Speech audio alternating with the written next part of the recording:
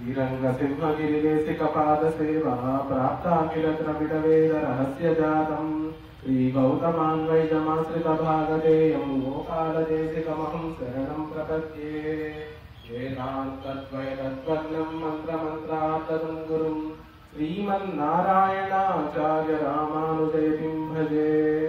అలాగే ఇక్కడ ఈ రోజు వేయించేసి ఉన్న సుదర్శన పరాశర పట్టణ స్వామి వారి ఆచార్య తిరువడిగలకి అనేక దాసోహాలు సమర్పిస్తూ ఈ రోజు ఇక్కడ నిల్చొనే అధికారం కానీ జ్ఞానం కానీ యోగ్యత కానీ నాకు లేదు. కేవలం ఆచార్యుల యొక్క ఆజ్ఞని పురస్కరించుకొని ఈ రోజు కొంచెం మీ అందరితోటి భగవద్ అనుభవాన్ని కొంచెం మీ అందరితోటి పంచుకుంటే ఆ ఆనందం ఒకరే అనుభవిస్తే ఆ ఆనందం కన్నా నలుగురితో కలిసి ఆ భగవద్ అనుభవం యొక్క ఆనందాన్ని పంచుకుంటే ఎంతో భోగ్యంగా ఉంటుందని దాసుడు ఈ సాహసానికి ఒడిగడుతున్నాడు. ఈ రోజు మనం ఆ శ్రీయపతి వైకుంఠంలో ఉండే ఆ పరమాత్మ ఎప్పుడూ నిత్యులతోనూ ముక్తులతోనూ నిరంతరం వారి చేత అనుభవింపబడుతూ వారు పొందే ఆనందాన్ని చూస్తూ ఆ పరమాత్మ కూడా ఎంతో ఆనందిస్తూ ఉంటాడట. అక్కడ ఆ పరమపదంలో ఎప్పుడు ఆనందమే ఉంటుందట. అలా ఆనందమనే సముద్రంలో మునిగి ఉన్న పరమాత్మని పొందాలంటే మనకి ఎన్నో మార్గాలు ఉన్నాయి. మన మహర్షులు, ఋషులు, మునులు ఎంతో మంది మన పూర్వాచారులు ఎన్నో మార్గాలు చెప్పారు. అలాంటి మార్గాల్లో అన్నింటిలోకి ఉత్తమమైన మార్గం ఏంటి, ఒకనొక ఉత్తమమైన మార్గం ఏమిటి అంటే ప్రాప్తిం ప్రతి జంతునాం సంసారే పతతా మధువు లక్ష్మీ పురుషకారత్వే నిర్దిష్ట పరమర్షివి అంటున్నారు. పరమర్షులు మునులు ఏమి చెప్పారట, పరమాత్మని పొందాలంటే కేవలం ఆ లక్ష్మీదేవిని పురస్కరించుకొని ఆ తల్లి ద్వారానే పరమాత్మని చేరాలి. మనం ఆ పరమాత్మ కైతర్యాన్ని ఎలా పొందాలంటే ఆ తల్లి ద్వారానే పొందాలని మహర్షులు, ఋషులు ఎంతో మంది ఆ విషయాన్ని తెలియజేశారు. దాన్నే సాక్షాత్ పరమాత్మే ఆ పాంచరాత్రాలలో మమాపిచ మతం కేత నాణ్యతా లక్షణం భవేత్ అని పరమాత్మే స్వయంగా చెప్తున్నాడు. నాకు ఇదే సరే, నాకు కూడా తగిన, నేను కూడా ఆలోచించే మార్గం ఇదే, దీనికన్నా వేరొక మార్గం ఇంకోటి లేదు అని ఆ పరమాత్మే చక్కగా లక్ష్మీదేవినే పురస్కరించుకొని ఈ జీవులందరూ కూడా నన్ను ఆశ్రయించగలరు, నా కైంకర్యాన్ని పొందగలరు అని పరమాత్మ పాంచరాత్రాలలో చక్కగా తెలియజేస్తున్నారు. అలాంటి విరాటి వైభవాన్ని మనం ఈ రోజు తెలుసుకునే కొంచెం ప్రయత్నం చేద్దాం. అసలు ముందు ఆ వాడుక భాషలో మనకి పురుషకారము అంటూ ఉంటాం. పురుషకారం అంటే ఏమిటండి? వాడుక భాషలో మనం చూస్తే కనుక రికమెండేషన్, సిఫార్సు చేయడాన్ని పురుషకారం అంటే ఎవరైనా రికమెండ్ చేస్తే దాన్ని పురుషకారము అంటాం. అలా అసలు పురుషకారం అనే పదానికి అర్థం ఏమిటి, మనకి శాస్త్రం ఏం తెలియజేస్తోంది అంటే ముందు పురుష అని పరమాత్మకి పేరు. పురుషుడు అంటే ఎవరు? శాస్త్రం ఏం చెప్తోంది? పూర్ణ పురుష ఉచ్యతేది అంటోంది శాస్త్రం. అంటే పూర్ణుడిగా ఉండేవాడు పురుషుడు. అంటే ఏమిటా పూర్ణత్వం అంటే సకల కళ్యాణ గుణములు కలిగిన వాడు పరమాత్మ, కాబట్టి ఆయనకి పురుషుడు అని పేరు. మరి పురుషకార అంటే పురుషకారణి అంటే ఏంటి? పురుష కరోతి ఇది పురుషకార. ఆ పరమాత్మని పూర్ణుడిగా చేసేది పురుషకార స్వరూపుడి అంటున్నారు. అదేంటండి ఇప్పుడే పరమాత్మ కళ్యాణ గుణ పూర్ణుడు అని చెప్పుకుంటున్నాం కదా, మళ్ళీ లక్ష్మీదేవి వచ్చి కొత్తగా ఆయన్ని పూర్ణుడు చేసేది ఏముంది అంటే ఆ ఒక్కొక్కసారి ఆ పరమాత్మలో ఉండే కళ్యాణ గుణాలు, సౌశీల్య, సౌలభ్య, దయా, క్షమ అనే గుణాలు ఒకసారి మరుగున పడిపోతాయట, వెళ్ళి ఏ మూలలో కాకుండిపోతాయట. ఎందుకు అలా జరుగుతుంది అంటే మన లాంటి చేతనలు, మన లాంటి జీవాత్మల వల్లే అలా జరుగుతూ ఉంటుందట. ఏంటి, మనం ఏం తప్పు చేస్తూ ఉంటాం? ఆళ్వార్లు తిరుమాయిలో సాగిస్తారు, మరందేన్ ఎన్నై మున్నుం మరంద మదియున్ మనస్తాల్ ఇరందేన్ ఎత్తలయం అతనాలిడం వైకుల్యం తిరందే మై తొలిందేన్ పెరుమాన్ తిరుమార్పా తిరందేన్ నిన్నడిక్కే తిరువన్నగర్ వెయ్యవనే అంటున్నారు. ఏమిటట, బ్రహ్మాండాలు పరమాత్మని మర్చిపోయారట. ఎన్నో జన్మల నుంచి జన్మిస్తున్నాను తండ్రి, కానీ పూర్వ జన్మల అన్నింటిలోనూ నువ్వెవరో నేను మర్చిపోయాను, కనీసం నిన్ను మర్చిపోయాననే జ్ఞానం కూడా ఈ మనసుకు లేక ఎంతో నష్టపోయాను. కానీ నష్టపోయి ఈ దుఃఖం అనే ఈ సముద్రంలో, సంసారం అనే సముద్రం అనే గుంటలో మునిగి పుట్టడం గిట్టడం అనే దాంట్లోనే పడి కొట్టుమిట్టాడుతున్నాను. ఈ రోజు కదా నా భాగ్యం ఓ స్వామి, తిరువణ్ణగర్ అనే దివ్య దేశంలో చక్కగా నిలిచి ఉన్న ఓ పరమాత్మ, లక్ష్మీదేవిని వక్షస్థంలో కలిగిన ఓ పరమాత్మ, ఈ రోజు నా భాగ్యం నీ కృప వల్ల నేను చేరుకున్నాను, నీ తిరువడిగలు, నీ చరణార విందాలని నేను చేరగలిగాను స్వామి అని నమ్మాళ్ళవారు పరమాత్మ గురించి సాయిస్తున్నారు. వారు చెప్పినట్టుగా వారంటే ఆ వలయంలోంచి బయటపడిన వారు. కానీ మనకి మాత్రం ఆ మొదటి రెండు పాదాలే వర్తిస్తాయన్నమాట. ఏమిటి? అనాదిగా వస్తున్న ప్రకృతి సంబంధం చేత, ప్రకృతి అనాదిగా వస్తుంది, దానివల్ల మనలో అజ్ఞానం కలిగి మనం ఎవరో తెలియదు, ఆ అజ్ఞానం వల్ల పుణ్యము పాపము అనే అనేక కర్మలు చేస్తూ వాసన రుచి అంటే పూర్వజన్మల్లోంచి కలిగే స్వభావాన్ని ఈ జన్మలో కూడా మనం తెలుసుకుంటూ, ఈ జన్మలో స్వయంగా చేసే పనుల వల్ల మనకి విషయాల పట్ల ఆసక్తులై, ఇతర విషయాల పట్ల ఆసక్తులై దుఃఖమనే ఈ సంసార సాగరంలోనే పడి జీవిస్తూ ఉన్నాం. ఆ దుఃఖాన్నే మనం పొందుతూ ఉన్నాం. అలాంటి వాళ్ళం మనం సంసారులు అంటారు ఇలాంటి వాళ్ళని. ఇలాంటి మనమెవరో మర్చిపోతున్నాం. అంటే మన స్వరూపం ఏంటి, మనమంటే ఈ శరీరం కాదు, ఈ ఆత్మ యొక్క స్వరూపం ఏంటి అనేది దాన్ని మర్చిపోయాం. మనల్ని మర్చిపోయినా పర్వాలేదు, పరంధాముడు ఆ పరమాత్మ ఎవరో అయినా తెలుసున్నారు కదా, ఆ పరమాత్మ స్వరూపం ఏంటో అది కూడా మర్చిపోయాం. ఇలా మర్చిపోయామనే జ్ఞానం కూడా మనకి లేదు. అయ్యో నేనెవరో నేను మర్చిపోయానే, పరమాత్మ ఎవరో మర్చిపోయానే అనే జ్ఞానం కూడా లేదు మనకి. దానివల్ల ఎంతో గొప్పదైన దాన్ని పోగొట్టుకున్నామని నమ్మాళ్ళ వారు ఇందాక సాధించారు. ఏమిటి పోగొట్టుకున్నాం? మనం భగవత్ కైంకర్యాన్ని పోగొట్టుకున్నాం. ఆ పోగొట్టుకున్నామే అది దుఃఖం కూడా లేక ఈ సంసారంలోనే పడి కొట్టుమిట్టాడుతూ ఎన్నో పాపాలు చేస్తున్నాం. అలాంటి జీవులని చూస్తే ఒక్కొక్కసారి పరమాత్మకు కూడా తీవ్రమైన కోపం వస్తుందట. ఎందుకు? పరమాత్మ తండ్రి కాబట్టి ఒక్కొక్కసారి పిల్లవాడు అనేక తప్పులు చేస్తుంటే పాపం దయతో క్షమిస్తూ ఉంటాడు. కానీ తండ్రి పిల్లవాడికి కొంచెం మంచి మార్గంలో పెట్టడానికి అప్పుడప్పుడు కరుపుగా కూడా ప్రవర్తిస్తూ ఉంటాడు. అలాంటి పరమాత్మకు ఒక్కొక్కసారి తీవ్రమైన కోపం వస్తుంది. మన ఇళ్లలో చూస్తూ ఉంటాం సహజంగా, ఒక తండ్రికి కోపం వచ్చిందనుకోండి, ఆ ఇళ్లలో ఉన్న చిన్న చిన్న పిల్లలు ఏమో ఆ తండ్రి కోపాన్ని చూసి భయపడిపోయి ఆ తల్లి వెనక్కో ఆ తలుపులు చాటుకో వెళ్ళి కాకుండా పోతూ ఉంటారు. అలా పరమాత్మకి ఎప్పుడైతే కోపం వచ్చిందో ఆయనలో ఉండే క్షమ, సౌశీల్య, సౌలభ్య, దయ అనే గుణాలు మరుగుని పడిపోతూ ఉంటాయట.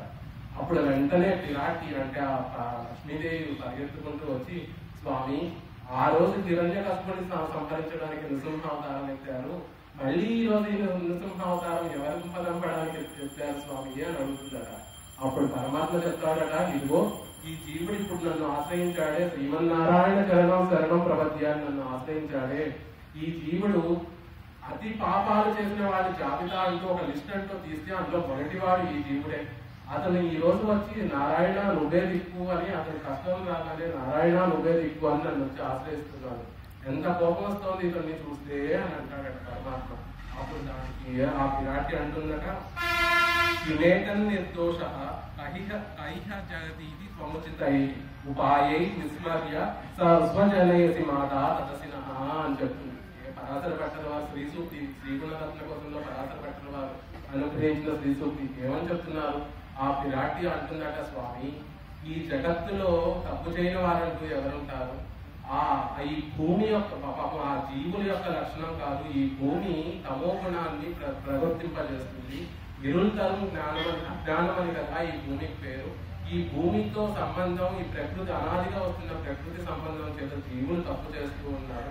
కానీ అంత తప్పులు చేసినా ఈ రోజు పాపం పశ్చాత్తాపడి మీరు మమ్మల్ని ఆశ్రయించాడు కదా, అతన్ని రక్షించండి అని పిరాటి అతని తరపున వకాల్తా పుచ్చుకొని అతన్ని సమర్పిస్తున్నాడు.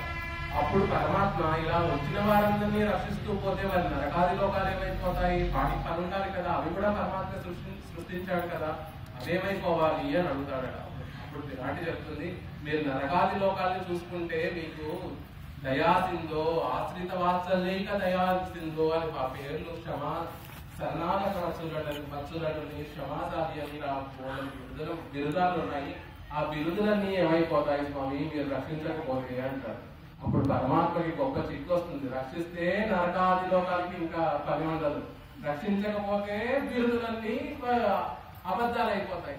అయ్యో ఇంత గొప్ప చిక్కు వచ్చింది అని పరమాత్మ అనుకుంటూ ఉంటాడట.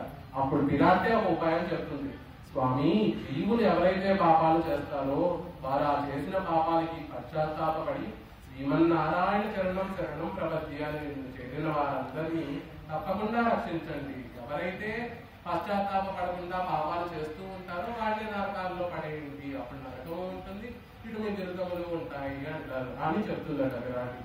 అప్పుడు పరమాత్మ ఆ కోపం శాంతింపజేసి కోపం అంతా తగ్గిపోయి చక్కగా ఆ జీవుని రక్షిస్తారట. అలా అప్పుడు ఆయనలో మరుగున పడిపోయిన క్షమ, దయ, సౌలభ్య, సౌశల్యాలు గుణాలు మళ్ళీ ఆ పరమాత్మలో ప్రకాశిస్తాయట.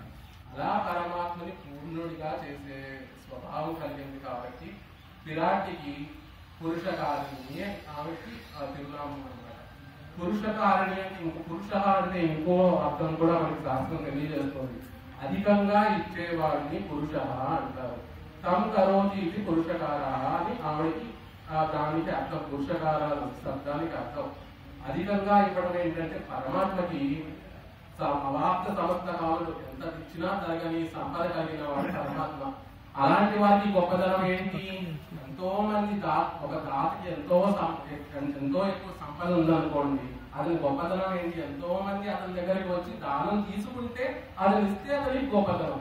అలా మనందరినీ పరమాత్మ దగ్గరికి చేర్చి ఆ పరమాత్మ చేత మనం ఇచ్చే ఫలమో పత్రమో పుష్పమో, భక్తితో ఇచ్చే ఫలమో పత్రమో పుష్పమో స్వీకరించి మనకి పరమపదాన్ని ప్రసాదింపజేసేది విరాటి కాబట్టి, ఆ తల్లి లక్ష్మీదేవి కాబట్టి ఆవిడికి పురుషకార స్వరూపిణి అని ఆవిడికి తిరునామం. మనం ఆవిడ వైభవాన్ని తెలుసుకోవాలంటే వేదాలు చదవాలి, శాస్త్రాలు చదవాలి, ఉపనిషత్తులు చదవాలి, ఇతిహాస పురాణాదులు చదవాలి. అవన్నీ మనం మన మందబుద్ధికి అవన్నీ అందవని మన పూర్వాచార్యుల కృపతో శ్రీలైలోపాచార్య స్వామి వారు అని శ్రీ వైష్ణవ సిద్ధాంతం, విశిష్టాద్వైత సిద్ధాంతంలో గొప్ప ఉపకారం చేసిన మహాత్ములు వారు శ్రీవచన భూషణం అనే ఒక చక్కటి ప్రబంధంలో ఈ పురుషకార వైభవం అని ఆ విరాటి యొక్క వైభవాన్ని కొన్ని చిన్న సూత్రాలుగా మనకి అందించారు. ఆ సూత్రాల్లో మొదటి సూత్రంలో ఏం చెప్తున్నారు? ఇతిహాస శ్రేష్టమాన శ్రీ రామాయణத்தில் సిరై రెండు అమలేతం సొల్లిగిరదు అంటున్నారు. మనకి ఇతిహాసాలు వస్తున్నాయి, శ్రీ రామాయణం, శ్రీ మహాభారతం. ఆ రెండింటిలో ఏది శ్రేష్టమైంది అంటే మన పూర్వాచార్యులు అందరూ కలిసి నిర్ధారించారు శ్రీ రామాయణమే అత్యంత శ్రేష్టమైంది అని. అసలు రామాయణంలో ఎవరి వైభవం చెప్పారండి అంటే మనమందరం ఏమనుకుంటాం, ఆ రామచంద్రుడు సకల గుణాభిరాముడు, ఆయన ఎన్నో కళ్యాణ గుణాలు ఉన్నాయి ఆయనకి, ఆయన వైభవమే చెప్పారని మనమందరం అనుకుంటాం. కానీ మన పూర్వాచార్యులు ఏమంటారు? కేవలం రామచంద్రుడు వైభవమే కాదు అందులో చెప్పింది. రామచంద్రుడు ఒక మనిషి ధర్మ మార్గంలో ఎలా నడవాలో నడిచి చూపించాడు. అందులో ఇలయ పెరుమాళ్ అని లక్ష్మణస్వామి ఏమి ఆయన ప్రకాశింపజేశారు? శేషత్వాన్ని ప్రకాశింపజేశారు. అంటే స్వామికే నిత్యము కైంకర్యం చేస్తూ ఉండాలి అని, నిత్యము భగవత్ కైంకర్యమే చేయాలని శేషత్వాన్ని ప్రకాశింపజేశారు. ఆ భరతాళాన్ని ఏం ప్రకాశింపజేశారంటే భగవత్ పారతంత్రము, అంటే పరమాత్మకే పరతంత్రుడై ఉండాలి. ఈ జీవుడు స్వతంత్రుడు కాదు, పరమాత్మ ఎలా చెప్తే అలా నడుచుకోవాల్సిన వాడు అని ఆ వైభవాన్ని ప్రకాశింపజేశారు భరతాళ. ఇంకా శత్రుఘ్నాళ్ ఏం ప్రకాశింపజేశారు? వీటికన్నా అతి ఉత్తమమైన భాగవత శేషత్వము, భాగవత పారతంత్ర్యము అని. భగవంతుడికి మనం దాసులమై ఉండటం కాదు, అంతకన్నా గొప్పదైన భాగవతోత్తముడికి మనం దాసులమై ఉండాలి అని భాగవతోత్తమ శేషత్వము, పారతంత్రం ప్రకాశింపజేశారని మన పూర్వాచార్యులు చెప్తారు. కానీ పిల్లైలోకాచార్య స్వామి వారు అది అనట్లేదు. అసలు రామాయణంలో చెరలో ఉంటే ఆమె యొక్క వైభవాన్ని ప్రకాశింపజేసింది రామాయణం అంటున్నాడు. చెరలో ఎవరున్నారండి? ఆ సీతాదేవి, ఆ రావణాసుడు ఎంతో మంది దేవతా స్త్రీలను బంధించి తన చెరలో ఉంచుకుంటే వారందరినీ చూసి జాలిపడి ఆవిడ నిర్హేతుకమైన కృపతో వారందరినీ రక్షించాలని తలచి ఆవిడే చక్కగా ఆ రాముడి యొక్క చెరలోకి వెళ్ళి, ఆవిడ అలా వెళ్తే తప్ప రామచంద్రుడు లంకకు రాడు, రావణాసుడిని వధించడు, అప్పుడు ఆ దేవతా స్త్రీలకు విముక్తి కలగదు అని తలచి తానే రావణాసుడికి లొంగి ఆవిడని తీసుకుని వెళ్లేలాగా చేసుకుని అక్కడికి లంకకు వెళ్ళి చేసింది. ఆవిడ యొక్క గొప్పదనాన్ని శ్రీరామాయణం చెప్తున్నారు అంటారు. ఏమిటి ఇందులో చూస్తే మామూలుగా అనిపిస్తుంది, కానీ రామచంద్రుడి కృపకి విరాటి కృపకి తేడా ఏంటంటే, రామచంద్రుడు దశరథ మహారాజు అశ్వమేధ యాగం చేస్తూ ఉంటే దేవతలందరూ అక్కడికి వచ్చి ఉన్నారట. అప్పుడు పరమాత్మ శ్రీమన్నారాయణ కూడా అక్కడికి వస్తే దేవతలందరూ వెళ్ళి పరమాత్మని శ్రీమన్నారాయణుని, స్వామి రావణాసుడు పెట్టే బాధలు సహించలేకున్నాము, నీవు రాముడిగా మానవుడిగా అవతరించి రావణాసుడిని సంహరించి మమ్మల్ని ఈ బాధల నుంచి రక్షించాలి అని దేవతలందరూ శరణాగతి చేసిన తర్వాత, ఆ శరణాగతి ఫలించిన తర్వాత పరమాత్మ రామచంద్రుడిగా అవతరించాడు. కానీ ఇక్కడ దేవతా స్త్రీలందరూ రావణాసుడి దగ్గర ఉన్న దేవతా స్త్రీలందరూ విరాటిని లక్ష్మీదేవిని ఏమన్నా శరణు వేడారా, తల్లి మమ్మల్ని రక్షించు అని వాళ్ళు ఏమన్నా కోరుకున్నారా? లేదు. ఆ తల్లి కేవలం ఆవిడ యొక్క దయా కృప అనే స్వభావం గుణంతో చక్కగా రావణాసుడి చెంతకు చేరింది. అప్పుడు రామచంద్రుడు వచ్చి రావణాసుడిని బంధించి ఆ దేవతా స్త్రీలందరినీ విముక్తుల్ని చేసేలా చేసింది. అది కేవలం ఆ విరాటి యొక్క వైభవమే. దానికి ఇంకో దృష్టాంతం కూడా చెప్తూ ఉంటారు. రామచంద్రుడు అరణ్యానికి వెళ్ళాలనుకున్నప్పుడు సీతాదేవి కూడా నేను కూడా అరణ్యవాసానికి వస్తాను అని ఎన్నో విధాలుగా ప్రాధాన్యపడుతుంది. అని రామచంద్రుడు దేనికి వద్దు వద్దు వద్దు అని భావిస్తూనే ఉంటాడు. ఆ తర్వాత సీతమ్మ ఒక మాట అంటుంది, ఏమిటి? యదిత్వం ప్రస్థితో దుర్గం వనమధ్యేవ రాఘవ అగ్రతస్తే కవిష్యామి వృద్ధంతి కుసకంఠాన్ అని అంటుంది. ఏమిటంటే దాని అర్థం, రామచంద్ర నువ్వు అడవిలో నడుస్తూ ఉంటావు, ఆ దారిలో గోళ్ళని ముళ్ళు రాళ్ళు అవన్నీ ఉంటూ ఉంటాయి. నువ్వు అలా నడిచేటప్పుడు నీ కోమలమైన పాదాలకి ఆ ముళ్ళు రాళ్ళు తగిలి నీ పాదాలు కందిపోవచ్చు, నీ పాదాలకి గాయాలు తగలచ్చు. నన్ను అరణ్యవాసానికి తీసుకువెళ్ళావనుకో, నేను నీకన్నా ముందు నేను ఆ మార్గంలో నడిచి ఆ ముళ్ళని రాళ్ళని నేను తీసివేస్తాను, అప్పుడు నువ్వు సుఖంగా నడవచ్చు అని చెప్తుంది సీతాదేవి. ఆ మాట వినిన తర్వాత రామచంద్రుడు అది కూడా ఒకనొక కారణం సీతాదేవిని అరణ్యవాసానికి తీసుకువెళ్ళడానికి. ఏంటంటే రామచంద్రుడు పరమ ధర్మజ్ఞుడు, ఇలాంటి చిన్న విషయానికి ఒప్పేస్తున్నాడా సీతాదేవిని తీసుకువెళ్ళడానికి అంటే ఆ శ్లోకం యొక్క లోపల అంతరార్థం కనుక మనం చూస్తే కనుక ఏమని చెప్తోంది? కుహ అంటే ఏంటి? భూమి. ఈ భూమిలో ఉండే నివసిస్తున్న ప్రజలందరూ శం అంటే వారి సుఖాన్ని, కంటకాన్ ఆ సుఖాన్ని అడ్డుగా ఉన్న రాక్షసులందరినీ, ఆ ముళ్ళ లాంటి వాళ్ళు ఆ రాక్షసులందరూ, ఆ రాక్షసులందరినీ వధించడానికి అగ్రతస్తే కవిష్యామి నీకన్నా ముందు నేనే మృద్నంతి ఆ రాక్షసులందరినీ తొలగించడానికి అగ్రతస్తే కవిష్యామి నీకన్నా ముందు నేను లంకకు వెళ్ళి చేరుతాను, అప్పుడు నువ్వు లంకకు వచ్చి రావణాసురుడు మిగతా రాక్షసులందరినీ సంహరించచ్చు అని దాని అంతరార్థం. ఆ విధంగా సీతమ్మ తల్లి రామచంద్రుడిని కోరితే అప్పుడు రామచంద్రుడు అరణ్యవాసానికి తీసుకెళ్ళాడు. కాబట్టి శ్రీ రామాయణంలో ఆ విరాటి వైభవమే చెప్పబడి ఉన్నది అంటున్నారు. తర్వాత సూత్రంలో ఏం చెప్తున్నారు? పురుషకారమామోదు కృపయం పారతంత్రయం అనన్యాతత్వము మేడం. ఆ విరాటికి ఉండే కళ్యాణ గుణాలు చెప్తున్నారు. అలా పురుషకారం చెయ్యాలంటే మన తరపున ఆవిడ వాదించాలంటే వకాలతో పుచ్చుకోవాలంటే ఆమెకు ఉండాల్సిన గుణాలేంటి? దయా కృప అనే గుణం ఉండాలి, పారతంత్ర్యం అనే గుణం ఉండాలి, అనన్యాతత్వము అనే గుణం ఉండాలి. కృప అంటే ఏమిటి? ఇతరులు ఏమైనా దుఃఖాన్ని పొందుతున్నారు అనుకోండి, అయ్యో ఆ పాపం వారంత దుఃఖాన్ని పొందుతున్నారే అని ఆ దుఃఖం చూసి సహించలేక ఆ దుఃఖాన్ని పోగొట్టడానికి మనం ఏదైనా చేస్తే దాని కృప, ఆ కృప అనే పదానికి అర్థం. అలాంటి గొప్ప గుణం ఆ విరాటి ఉంది అని చెప్తున్నారు. ఏమిటి ఆవిడ కృప అంటే, ఆంజనేయ స్వామి లంకకు వెళ్ళినప్పుడు అక్కడ అన్ని చోట్ల వెతికేశాడు సీతాదేవి కోసం. ఎక్కడ వెతకని చోటు లేదు. ఇంకా కేవలం అశోకవనానికి వెళ్ళి అక్కడ చూడాలి సీతమ్మ ఉందో లేదో అని. అక్కడ కూడా సీతమ్మ దొరకలేదు అనుకోండి, వెనక్కి వెళ్ళి ఆ వానరులందరితో సీతమ్మ జాడ దొరకలేదని చెప్పాలి. వాళ్ళేమో సీతమ్మ జాడ తెలియకపోతే ప్రాయోపవేశం చేస్తాము అని వారందరూ అనుకున్నారు. అప్పుడు ఆంజనేయ స్వామి అశోకవనానికి వెళ్ళడానికి ముందు ఏమని తలుస్తాడట? దేవీచే జనకాత్మజాయ, జనకుని కూతురా, ఆ రోజు జనక మహారాజుని ఏ విధంగా నువ్వు అనుగ్రహించావో నన్ను కూడా అనుగ్రహించు, నీ దర్శనాన్ని కలిగించు అని కోరుతుంటాడు అనమాట. అప్పుడు వెంటనే అశోకవనానికి తిరుబడి చేరుతారు. అక్కడ విరాటిని చూసి ఆ సీతాదేవిని కనిపిస్తుంది. ఆ కథ అంతా మనకి తెలిసింది. అంటే జనక మహారాజుని లక్ష్మీదేవి ఎలా అనుగ్రహించింది? దశరథ మహారాజు పుత్రుల కోసం ఏం చేశాడని మనందరికీ తెలుసు. ముందు ఒక అశ్వమేధ యాగాన్ని, ఒక పెద్ద యాగాన్ని చేశాడు. ఆ తర్వాత పుత్రకామేశు ఇంకో దానికి అనుగుణంగా ఉండే ఇంకో యజ్ఞాన్ని చేశాడు. ఆ యజ్ఞంలోంచి ఒక యజ్ఞ పురుషుడు పాయసాన్ని ఇస్తే ఆ పాయసం ఆ భార్యలు కైకేయి, సుమిత్రాదేవి, కౌసల్య వీళ్ళందరూ పుచ్చుకుంటే 12 నెలల తర్వాత రామచంద్రుడు పుట్టాడు అనమాట. ఇంతకాలం ఆయన అనుగ్రహానికి ఇంత సమయం పట్టింది. అదే జనక మహారాజు యజ్ఞం చేయడానికి ఇంకా ఆ యజ్ఞశాల నిర్మించడానికి దున్నడం, ఆ నాగలితో దున్నడం ఆరంభించాడో లేదో సీతాదేవి వెంటనే ఆయనకి అనుగ్రహించి సీతాదేవిగా పుట్టిందనమాట. అది పరమాత్మకి లక్ష్మీదేవికి, నారాయణుడికి లక్ష్మీదేవి కృపకి తారతమ్యం ఎలా ఉంటుందంటే, పరమాత్మని పొందాలంటే మనం ఎంతో శ్రమ పడితే తప్ప, అన్ని విధాలుగా అధికారం ఉంటే తప్ప ఆయన అనుగ్రహం లభించదు. అదే లక్ష్మీదేవి అనుగ్రహం పొందాలంటే కేవలం ఒక అంజలి, ఒక దాసోహం ఆవిడికి మనస్ఫూర్తిగా సమర్పిస్తే ఆ లక్ష్మీదేవి యొక్క అనుగ్రహం దక్కుతుంది. ఇదే ఆవిడ కృప అంటున్నారు.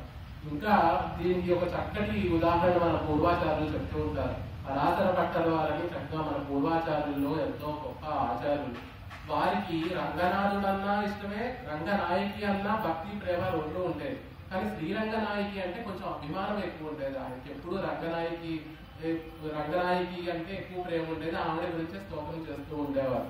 ఒకసారి రంగనాథుడు అనుకున్నారట, ఈ రోజు ఎలాగైనా పరాశర పట్టల వారి యొక్క ఆ అభిమానాన్ని మేము పొందాలి అని ఆవిడ యొక్క వస్త్రాలని, అలంకారాలను, ఆవిడ యొక్క ధరించే పూలను అన్నింటినీ అర్చక స్వామి ద్వారా తెప్పించుకొని పరమాత్మ ఆ రంగనాథుడే నంబెరుమాళ్లే చక్కగా రంగనాయకిలా తయారైపోయారట. అలా అలంకరించుకొని రంగనాయకిలా అలంకరించుకున్నారట. అప్పుడు పరాశర పట్టల వారిని నడుచుకుంటూ వస్తే ఆ పరమాత్మని చూసి, ఆహా స్వామి, అచ్చం శ్రీరంగనాయకిలాగే ఉన్నారు మీరు. ఆ తల్లి కేశాలు ఎలా ఉంటాయో మీ కేశాలు కూడా అలాగే ఉన్నాయి. అదిగో ఆ తల్లి ఆభరణాలు ఎలా ధరిస్తుందో అలాగే మీ ఆభరణాలు ధరించారు. చివరికి పాదాల సౌందర్యం కూడా ఆ తల్లి పాదాల సౌందర్యం లాగే ఉన్నాయి. ఆ పాదాలకు ఉండే నూపుర యొక్క గజ్జలు ఉంటాయి కదా, ఆ తల్లి ఎలా పెట్టుకుంటుంది కదా రంగనాయకి, మీరు కూడా అలాగే పెట్టుకున్నారు కానీ అని అన్నారట. ఏమిటి కానీ అదే ఒకసారి రంగరుమాడు అన్ని చూస్తున్నారట. అంతా బానే ఉంది, ఏంటి కానీ అంటున్నారు. పరాశర పట్టల వారు ఏమిటా కానీ చెప్పండి అంటే, ఆ తల్లి కళ్ళల్లో ఉండే దయాకృప మీ కళ్ళల్లో కనిపించట్లేదు స్వామి అని చెప్పారు. అప్పుడు పరమాత్మకి ఆనందమే. విరాటుని పొగిడితే, రంగనాయకుని పొగిడితే ఆ పరమాత్మకు కూడా ఆనందమే కదా. ఆనందించి అనుగ్రహించారట పరాశర పట్టల వారు. అలాగా ఆ తల్లి కళ్ళల్లో ఎప్పుడూ ఆ కరుణ, ఆ దయా అనేది ఉంటూ ఉంటుంది.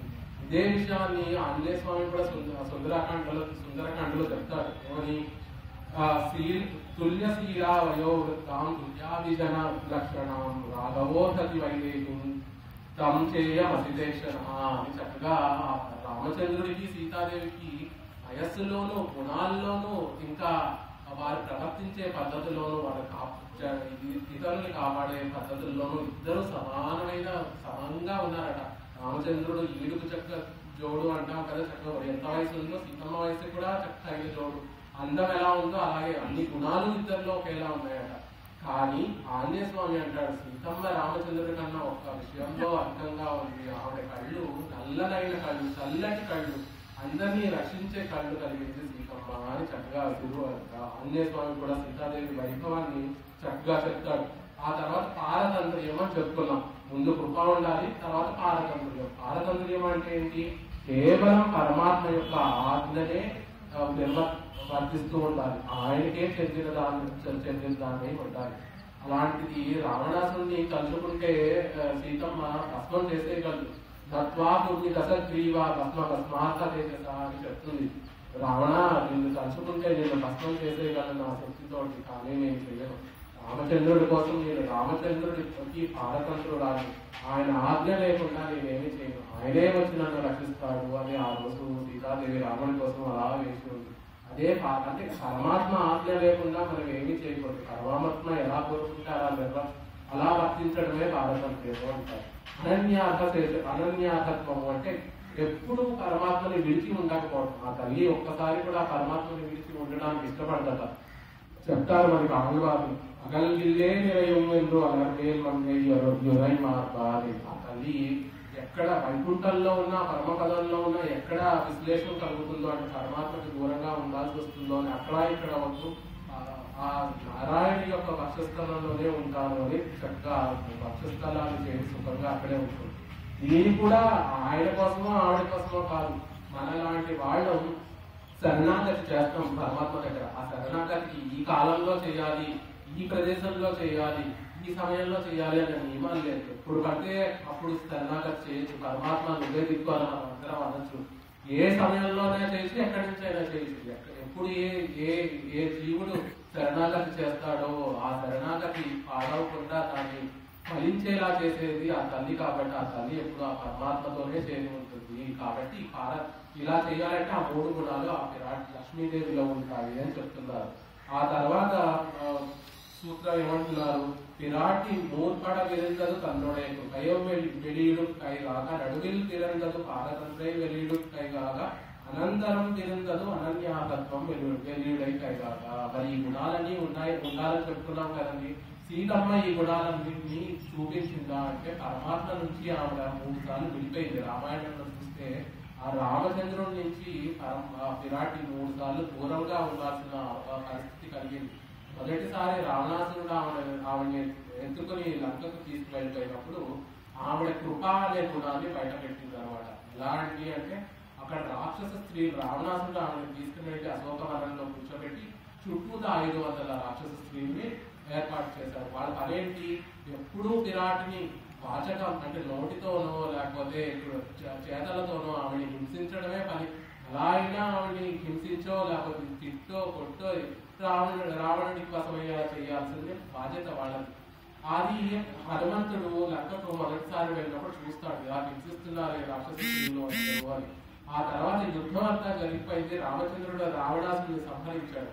సంహరించిన తర్వాత మళ్ళీ ఆంజనేయ స్వామి ఈ వార్తను సీతమ్మ దేవికి చెప్పడానికి ఆ అశోకవనానికి వెళ్ళినప్పుడు రావణాసుడి వధ జరిగిపోయింది తల్లి అని సీతమ్మకి ఆ వార్త నివేదించిన తర్వాత అక్కడ సీతమ్మతో ఒక కోరిక కోరుకుంటాడు. అక్కడ ఉన్న రాక్షస స్త్రీలందరూ వీళ్ళు ఎంతగానో బాధించారు తల్లి, వాళ్ళందరినీ సంహరించే ఆజ్ఞ ఎక్కువ వాళ్ళందరినీ సంహరిస్తారు అన్నారు. ఆ రాక్షస స్త్రీలు ఆమెకు ఉపకారం కూడా చేయలేదు, అపకారమే చేశారు. ఆమెను ఇంకా హింసించారు, తిట్టారు, కొట్టారు. కానీ సీతమ్మ అంటుంది, పాపానాంబ శుభానాంబ మదాహాణం ప్లవంగమా కావ్యం కరుణమార్యేణ నకశ్చిత్ నాపరాధ్యతి. ఓ ప్లవంగమా అంటుంది. ఆంజనేయ స్వామి అందరూ గొప్ప పురుషుడుగా అందరూ ఎందుకండి, రామచంద్రుడే కిష్కింధాకాండలో లక్ష్మణ ఆంజనేయ స్వామితో జాగ్రత్తగా మాట్లాడు, అతను సర్వ వేదాలు శాస్త్రాలు చదివినవాడు, వ్యాకరణంలో చక్కగా పండితుడు, అతనికి ఎవరి దగ్గర ఎలా మాట్లాడాలో తెలుసు, కాబట్టి ఆయన గొప్ప పండితుడు, అలాంటి వాడు అని రామచంద్రుడే చెప్తాడు. కానీ ఈ మాట విని తర్వాత విరాటి సీతమ్మ తల్లి అంటూ ప్లవంగ మహాని కోతి కొద్ది పోలించుకున్నావు కాదయ్య, వారు మీ దృష్టిలో ఈ రాక్షస స్త్రీలందరూ మీ దృష్టిలో పాపాత్మలు అయి ఉండొచ్చు, లేకపోతే పుణ్యాత్మలు అయి ఉండొచ్చు, నా దృష్టిలో పుణ్యాత్మలు అయి ఉండొచ్చు. వాళ్ళు కేవలం ఆ రావణాసుడు చెప్పిన పనిని నిర్వర్తించారే తప్ప అందులో వారి తప్పేమీ లేదు, వారిని సంహరించడం అని భావించింది. ఇక్కడ రాక్షస స్త్రీలు ఏమన్నా ఆవిడని కోరారా అంటే ఆవిడ దగ్గరికి వెళ్ళి తల్లి రక్షించు అన్నారా? అనలేదు. కేవలం ఆ తల్లి లక్ష్మీదేవి యొక్క విరాటి సీతాదేవి యొక్క కృప, ఆ కృప వల్లే వాళ్ళందరూ రక్షింపబడ్డారు. కాబట్టి మొదటిసారి పరమాత్మ నుంచి దూరంగా వెళ్ళిపోయిన అది విడిచిపెట్టినప్పుడు ఆమె కృప ప్రకాశించింది. మరి రెండోసారి ఎప్పుడు విడిపోయిందండి పరమాత్మ నుంచి అంటే యుద్ధకాండ అయిపోయిన తర్వాత పట్టాభిషేకం అయిన తర్వాత రామచంద్రుడు ఆ రాజ్యంలో ఒక చాపలివాడు అన్న మాటకి లక్ష్మణస్వామి సీతాదేవిని అడవుల్లో విడిచిపెట్టి రమ్మన్నాడు. అప్పుడు ఆవిడ పారతంత్ర్యం అనే గుణం ప్రకాశించిందట. అలా విడిచిపెట్టిన తర్వాత ఆ సీతమ్మకి ఎక్కడ లేని దుఃఖం వచ్చేసింది. ఆ దుఃఖాన్ని చూసిన లక్ష్మణస్వామి అయ్యో సీతమ్మ ఎక్కడైనా ప్రాణత్యాగం చేసుకుంటుందో అని లక్ష్మణస్వామి భయపడ్డాడు.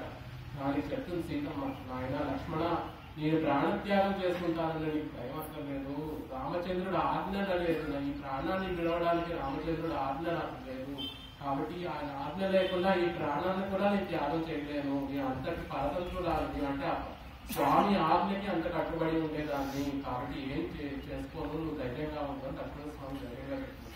ఇది పారతంత్ర్యం అంటే కనీసం మన ప్రాణాలు విడవడానికి కూడా మనకు ఆజ్ఞ ఉండదు. అంటే పరమాత్మ ఏ విధంగా అనుగ్రహిస్తే ఆ విధంగా వెళ్ళాలి తప్ప పరమాత్మ నాకు ఇది కావాలి అది కావాలి అని మనం కోరుకోకూడదు. మనం కోరుకోవాల్సింది ఒక్కటే పరమాత్మ యొక్క కైంకర్యమే, ఆ శ్రీమన్నారాయణ లక్ష్మీదేవితో కూడి ఉన్న పరమాత్మ యొక్క కైంకర్యమే కోరుకోవాలి మనం.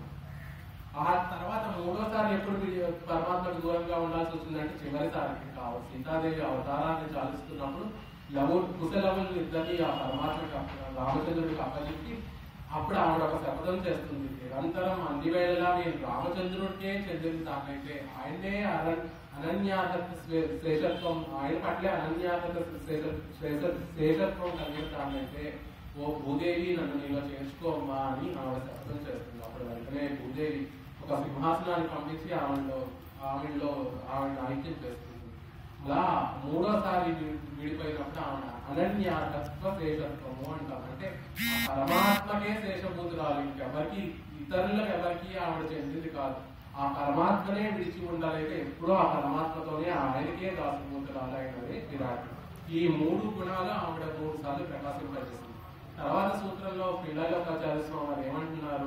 సంశ్లేష విశ్లేషణులెరుండం పురుషకారత్వం తోర్తం అంటున్నారు. సంశ్లేష దశయుల్ ఈశ్వరనై తిరుగుతాం, విశ్లేష దశయుల్ చేతనై తిరుగుతాం అంటున్నారు. ఏంటంటే సంశ్లేషం అంటే పరమాత్మతో దగ్గరగా ఉన్నా పరమాత్మకి దూరంగా ఉన్నా ఆవిడ పురుషకారమే చూపిస్తుంది, అదే ఆవిడ స్వభావం అని చెప్తారు. దగ్గరగా ఉన్న పరమాత్మతో కూడి ఉన్న సమయంలో పరమాత్మని దిద్దుబాటు చేస్తుంది. పరమాత్మకి దూరంగా ఉన్న సమయంలో మన చేతన మనందరినీ దిద్దుబాటు చేస్తుంది విరాట్. మనం చెప్పుకున్న ముందు అవతారికలోనే ఒక జీవుడు పాపాత్ముడైన జీవుడు వచ్చినప్పుడు పరమాత్మకి విపరీతమైన కోపం వచ్చినప్పుడు పరమాత్మని దిద్దుబాటు చేసి మనం రక్షింపజేస్తుంది. ఇదే వృత్తాంతం రామాయణంలో కూడా చూడాలంటే కాకాసుర వృత్తాంతాన్ని మనం చూడాలి. ఎంతటి అపరాధం చేశాడంటే రావణాసురుడైనా మర్యాదగా సీతమ్మని తీసుకుని వెళ్ళి లంకలో ఉంచాడే తప్ప కాకాసురుడు ఆ తల్లి యొక్క భక్షస్థలాన్ని గుచ్చి అక్కడ మాంసాన్ని తినడానికి ప్రయత్నించాడు. అలా ప్రయత్నించిన కాకాసురుడి మీద రామచంద్రుడు ఆ పక్కనున్న గడ్డిపోస మీద బ్రహ్మాస్త్రాన్ని అభిమంత్రించి దాన్ని గడ్డిపోసనే బ్రహ్మాస్త్రంగా మార్చి దాన్ని విడిచిపెట్టాడు. ఆ కాకాసురుడు ఎవరో కాదు, జయంతుడు అని ఇంద్రుడి కొడుకు అనమాట. అతనికి గర్వం ఏంటి? ఏమొచ్చినా తండ్రి చూసుకుంటాడులే అని ఇంద్రుడి దగ్గరికి పరిగెత్తాడు. బ్రహ్మాస్త్రం వెనకాల తరలిస్తూ ఉంది, ఇంద్రుడి దగ్గరికి వెళ్ళాడు. తండ్రి కాపాడు అంటే, ఓ పిచ్చివాడ, నీవు దేవతలందరం మేమందరం కోరుకుంటే మా బాధలు తీర్చడానికి పరమాత్మ రామచంద్రుడై భూమి మీద అవతరించాడు. అతను సంధించిన బ్రహ్మాస్త్రాన్ని నివారించడం ఆపడం మా వల్ల కాదు అని చెప్తాడు. పోనీ తండ్రి కాపాడకపోతే తల్లి ఎన్ని తప్పులు చేసినా తల్లి కాపాడుతుంది కదండి. ఆ సచీదేవి దగ్గరికి వెళ్ళి ఆయన మొరపెట్టుకున్నాడు. లోకమాత అయిన సీతాదేవిని నువ్వు అపరాధం చేశావు, ఆవిడికి అపరాధం చేశావు, ఇంకా ఏ తల్లి నిన్ను రక్షించగలదు అని ఆవిడ కూడా వర్తిస్తుంది. సరే వీళ్ళు కాకపోతే బ్రహ్మ రుద్రాదులు ఉన్నారు, వాళ్ళు రక్షిస్తారు, వీళ్ళకన్నా గొప్పవాళ్ళు అని బ్రహ్మ దగ్గరికి రుద్రుడి దగ్గరికి వెళ్ళారు.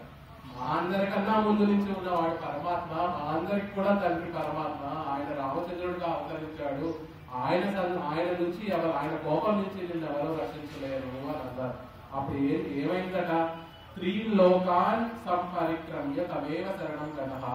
3 లోకాలు తిరిగి ఎవ్వరు రక్షించకపోయేసరికి వచ్చి ఆ రామచంద్రుడు పాతాల వద్ద పడ్డాడట. శరణం కూడా అనేది వచ్చి పడ్డాడు, అలసిపోయి వచ్చి పడ్డాడు. అప్పుడు పాపం సీతాదేవికి జాలి కలిగిందట. అయ్యో వచ్చి రామచంద్రుడు కాలు దగ్గర పడ్డాడే. ఎలా పడ్డాడట?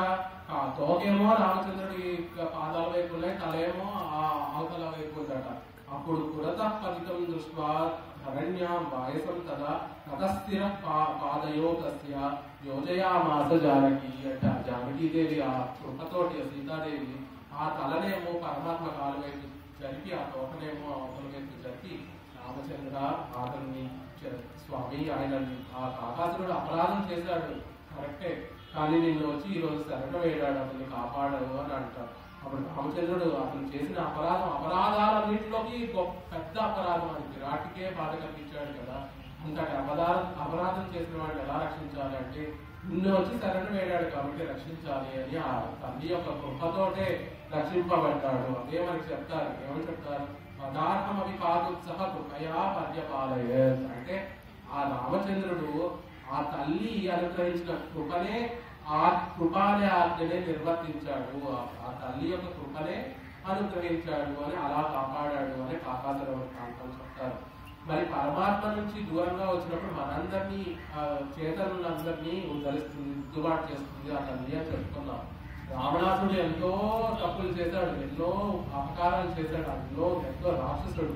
అలాంటి రావణాసుడు కూడా చెప్తుంది వితస్తర్వత్సాహి కర్మగ్ర శరణాగత వత్సల ఏన మైత్రీ భవతుతే ఎది జీవితం ఇచ్చసి అని. తల్లికి తెలుసండి, తండ్రికి ఇంట్లో ఉండే తండ్రికి ఒక పిల్లాడి చేత పని ఎలా చేయించుకోవాలో ఆ తండ్రికి తెలుసు. ఒక పిల్లాడి చేత హోంవర్క్ రాయించాలనుకోండి, అట్లయితే కనుక చెప్తాడు హోంవర్క్ రాయి అని చెప్తాడు. తల్లి అలా కాదు, నాయన టీవీ పెట్టుకో, కొద్దిసేపు టీవీ చూడు 5 నిమిషాలు, తర్వాత 5 నిమిషాల తర్వాత హోంవర్క్ రాసుకో అంటే 5 నిమిషాలు టీవీ చూసిన తర్వాత ఆ కొడుకే వచ్చి అమ్మ హోంవర్క్ రాసుకోవాలని అడుగుతాడు. అలాగే రావణాసుడికి కూడా చక్కగా చెప్తోంది, రావణాసురుడిని రామచంద్రుడు యొక్క పాదాల దగ్గరికి వెళ్ళి ఆశ్రయించు అంటే అలాంటి వాడు రావణాసురుడు చనిపోయినా నేను నరకే పడతాను తప్ప రామచంద్రుడు పాదాల మీద పడను అనే అహంకారం కలిగిన వాడు. అలాంటి రావణుడికి ఎలా ఉపదేశం చేస్తోంది, వెళ్ళి రామచంద్రుడితో మైత్రి సంబంధం స్నేహం చేసుకో అని చెప్తోంది. స్నేహితులు అంటే ఇద్దరు సమానమైన అధికారం, అంటే సమానమైన అధికారం కలిగిన వాళ్ళు, సమానంగా ఉండేది కాబట్టి రావణాసుడికి చక్కగా హితబోధ చేస్తుంది. వెళ్ళి రామచంద్రుడితో మైత్రి స్నేహాన్ని కుదుర్చుకో, అప్పుడు నువ్వు జీవించాలంటే స్నేహాన్ని కుదుర్చుకో అని చెప్తోంది. అలా రావణాసుడికి కూడా చక్కగా హితబోధ చేసిన తల్లి, దిద్దుబాటు చేసిన తల్లి. అలాగే ఎందుకంటే మనవాళ్ళ మామూలు చెప్తారు మనకి, కుండ్రాజవాజ్వాన వైకుంఠవాన్ భోగంతన్నే ఇగజిందు ఆళ్వా తిరుమగలారాయ్. ఆ తల్లి ఈ సంసారంలో పడి మనం అనుభవించే కష్టాలను చూసి చూసి అయ్యో మీరు దిద్దుబాటు చేయాలి అని ఒక పిల్లవాడు ఒక బావి అంచున ఆడుకుంటూ ఉంటాడు. ప్రమాదవశాత్తు ఆ బావిలో పడిపోయాడు అనుకోండి, ఆ తల్లి ఎవరైనా వచ్చి కాపాడండి నేను అరుస్తుంది, అరవదు. వెంటనే తానే ఆ బావిలోకి దూకి ఆ పిల్లవాడిని కాపాడే ప్రయత్నం చేస్తుంది. అలాగే ఆ పిరాటి పెరియ పిరాటి శ్రీరంగనాయకి కూడా మనం ఇక్కడ ఈ సంసారంలో పడి అయ్యో ఇంత పాడైపోతున్నారే జీవులు అందరూ అని అక్కడున్న భోగాన్ని, అక్కడున్న ఆనందాన్ని, సుఖాన్ని అవన్నీ కాదనుకొని ఈ భూమి మీద అవతరించి గోదాదేవిగా అవతరించి మనందరినీ ఉద్ధరింపజేస్తుంది. అందుకే విశ్లేషక సేవలు మనందరినీ ఉద్ధరిస్తుంది. ఇరువరయం తిరుత్వం ఉపదేశత్తాలే అంటే పరమాత్మని ఉద్ధరించడం ఎలా ఉద్ధరిస్తుంది, ఉపదేశం చేసి, తన ఉపదేశం చేసే ఉద్ధరిస్తుంది. మనని ఉద్ధరించాలన్నా, మనని బాగు చేయాలన్నా ఉపదేశం చేసే చేస్తుంది. పరమాత్మ కూడా ఉపదేశం చేసిందా అంటే చేసింది. పరాశర భట్టర్ వారు అనుకరించారు కదా, నీలాతుంగీ సుత్తం ఉద్బోధ్య కృష్ణం ఆరాధ్యం స్వం శృతి సిద్ధం అధ్యాపయంతి అని ఆ పరమాత్మ తన రక్షించడం అనే బాధ్యతని మరిచిపోయి ఆ నీలాదేవి యొక్క భక్తిలో పరవశుడై మునిగిపోయినప్పుడు ఆ పరమాత్మని కూడా నిద్రలేపి, స్వామి నువ్వు జీవుల్ని రక్షించాలి, అదే నీ కర్తవ్యం అని పరమాత్మకు ఉపదేశం చేసింది. మరి జీవులైన మనకి ఎలా ఉపదేశం చేసింది, అదే తిరుపావైలో నారాయణనే నాకే వరై కలవా అని, మనకి నారాయణుని ఆశ్రయించదగిన వాడు నారాయణుడు ఒక్కడే, ఆయనే మనకి పరమ పురుషార్థం ప్రసాదిస్తాడు అని మనల్ని కూడా ఉద్ధరించు. ఆ తర్వాత ఉపదేశత్తాలే విలాదపోదు చేతనై అరులాలే తిరుగుతూ ఈశ్వరనై అజగాలే తిరుగుతాం. ఇంత ఉపదేశం చేసినా కూడా మనం ఆ ఉపదేశాన్ని లొంగలేదనుకోండి, పరమాత్మని తన అందంతో కట్టిపడేస్తుందట. అందంతో తన పని జరిగేలా చేస్తుంది. జీవుడినేమో తన కృపతోటి దిద్దుబాటు చేస్తుంది అంటారు. పరమాత్మని అందంతో కట్టిపడేయటం ఏంటండి, అదే శోచిష్టాయాం సజనికలితం యావలా కృత్యభుక్తే అని. ఆ పరమాత్మ ఇలా పాఠం చెప్తున్నప్పుడు ఎక్కడికైనా పారిపోతాడేమో అని తన మెడలో ఉండే మాలతోటి పరమాత్మని కట్టిపడేసిందట. ఆ పరమాత్మ ఆవిడ మెడలో ఉన్న మాలక యొక్క అందానికే కట్టుబడిపోయాడు. ఇంకా మరి ఆవిడ సౌందర్యానికి కట్టుబడ్డా అండి, ఆ మాలిక సౌందర్యానికి కట్టుబడిపోయిన పరమాత్మ ఆవిడ సౌందర్యానికి కట్టుబడటంలో అతిశయమే ఉంది. అలాగే విధాన విశలం హరే అంగీకార విరాలోకే సాధ్యకై కృతోంజలి అంటారు. పరమాత్మ ఈ సృష్టి అంతా చేసిన తర్వాత ఒకసారి విరాట్కే చూస్తాడట. మనం కూడా ఇళ్లలో చూస్తూ ఉంటాం, భర్తలు ఏదైనా గొప్ప పని చేశారనుకోండి, ఆ పని చేసిన తర్వాత వచ్చి భార్యకేసి చూస్తారు. ఆవిడ ఒక చిన్న చిరునవ్వు నవ్విందనుకోండి, ఆ భర్త పడ్డ శ్రమంతా పోతుంది. అలాగే పరమాత్మ కూడా ఈ సృష్టి అంతపిండ బ్రహ్మాండాలు అన్ని కూడా సృష్టించిన తర్వాత ఒక్కసారి ఆ పిరాటి కేసు చూస్తారట. ఆ పిరాటి చక్కగా నవ్వుతూ ఆ ఆనందాన్ని తన కనుబొమ్మలతో, మనలాగా పెదాలతో నవ్వడం, అదరాలతో నవ్వడం అలా చేయదు. కేవలం తన కనుబొమ్మల్ని చక్కగా విపారించి చక్కగా ఆవిడ ఆనందాన్ని చూపిస్తుందట. ఆ పిరాటి మొహంలో ఉండే ఆనందాన్ని చూసి పరమాత్మ ఇంత సృష్టి చేసినంత శ్రమని కూడా మర్చిపోతాడట. అలా ఉంటుంది ఆవిడ అందము అని చెప్తున్నారు. అలా అందంతో పరమాత్మను కట్టిపడేస్తుంది అని. ఇప్పటి వరకు శ్రీరామాయణంలో ఉండే ఉదాహరణలు చెప్పుకుంటున్నాం కాబట్టి పరమాత్మ విరాటి సౌందర్యానికి ఎలా వసుడైపోతాడో అని ఒక దృష్టాంతం రామాయణంలో చూస్తే ఎం సీత మమసుత అనే ఒక చక్కటి శ్లోకం ఉంటుంది. అదేంటి, సీతా కళ్యాణ ఘట్టం అనమాట. రామచంద్రుడు అప్పుడే మొదటిసారి సీతాదేవిని చూడటం. అలా ఆవిడ అందంలో చూస్తూ ఉండిపోయాడు రామచంద్రుడు. ఆ సీతాదేవి యొక్క అందాన్ని చూస్తూ అలా ఉండిపోయాడు.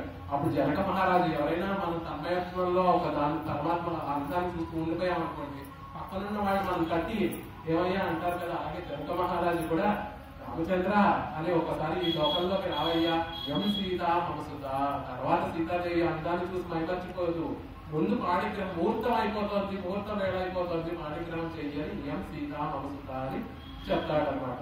అలా పరమాత్మ విరాట్ యొక్క అందంతో పరమాత్మ విరాట్ ఆ లక్ష్మీదేవి చేసిన ఉపదేశం కనుక ఫలించకపోతే తన అందంతో పరమాత్మని దిద్దుబాటు చేస్తుంది అంటున్నారు. మరి ఎలాంటి జీవుల్ని ఎలా దిద్దుబాటు చేస్తుంది అంటే ఆసరపట్టలు వారు చెప్తారు. ఏమని చెప్తారు? యద్వానమే భుజబలం తమ పాద పద్మలాభే త్వమేవ శరణం విద్దాసు కాసి.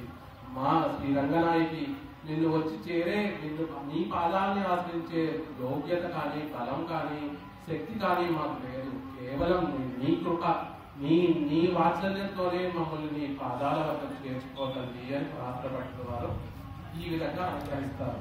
ఇలా శ్రీవచన భూషణం అనే చక్కటి దివ్య ప్రబంధంలో ఈ లక్ష్మీదేవి యొక్క వైభవం, విరాట్ యొక్క వైభవం ఇంత చక్కగా గొప్పగా మనకి పిళ్ళైలోకాచార్య స్వామి వారు మనలాంటి వాళ్ళు తేలిగ్గా అర్థం చేసుకొని ఆ తల్లిని ఎప్పుడూ ఆశ్రయించి తద్వారా పరమాత్మ కైంకర్యాన్ని పొందడానికి సుఖమైన మార్గాన్ని మనందరికీ అనుగ్రహించారు, కృప చేశారు. ఈ సూత్రాల ద్వారా మనకి ఆ వైభవాన్ని కృప చేశారు. చివరిగా ఒక మాట చెప్పి నేను దీని ఆళ్వారు చెప్తారు. నమ్మాళ్వారు మాధవన్ నిன்றదే కొండు మాసెరెదు పెత్తు నమ్ముడయ వాళ్ళవాయికింటవా. ఆళ్వారు నమ్మాళ్వారులు అంటున్నారు, మాధవ అని నా నోట్లోంచి అప్రయత్నంగా వచ్చిన ఒక మాటని నువ్వు కట్టుకొని తండ్రి శ్రీమన్నారాయణ, నేను ధరించడమే కాదు నా 21 తరాలు ధరించేలా చేశావు తండ్రి. కేవలం ఏంటి మాధవ శ్రీయపతి ఆ లక్ష్మీరాధా అని కేవలం ఒక చిన్న మాట, అది కూడా నేనేదో ప్రయత్నపూర్వకంగా అనలేదు, అప్రయత్నంగా. అంటే నాకు తెలియకుండానే నేను మాధవా అని కీర్తించాను. దానికి నేను ధరించడమే కాదు నా 7 తరాలు కాదు 21 తరాలు సుఖంగా నీ భక్తులయ్యేలా అనుగ్రహించావు తండ్రి. అలా ఉంటుంది ఇలాంటి వైభవం, లక్ష్మీదేవి వైభవం.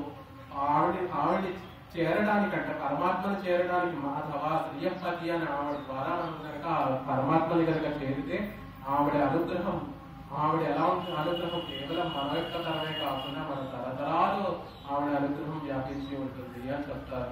అలాంటి గొప్ప వైభవం కలిగింది ఆ లక్ష్మీదేవి వైభవం. ఇక్కడ ఏం చేసి ఉన్న నరసింహస్వామికి కూడా మనం ఆ లక్ష్మీదేవి ద్వారానే ఆయన చరణార విందాలని మనం ఆశ్రయించి నిరంతరం భగవత్ కైంకర్యము, భాగవతోత్తముల కైంకర్యము అదే మనకి జీవించడానికి హేతువు. కాబట్టి ఆ కైంకర్యం మనకి ప్రసాదించాలని ఆ లక్ష్మీ నరసింహస్వామిని మనం ప్రార్థిస్తాం. నాకు ఇక్కడ కూర్చొని ముందుగా చదివించినట్టు కూర్చొని చెప్పే అధికారం కూడా లేదు.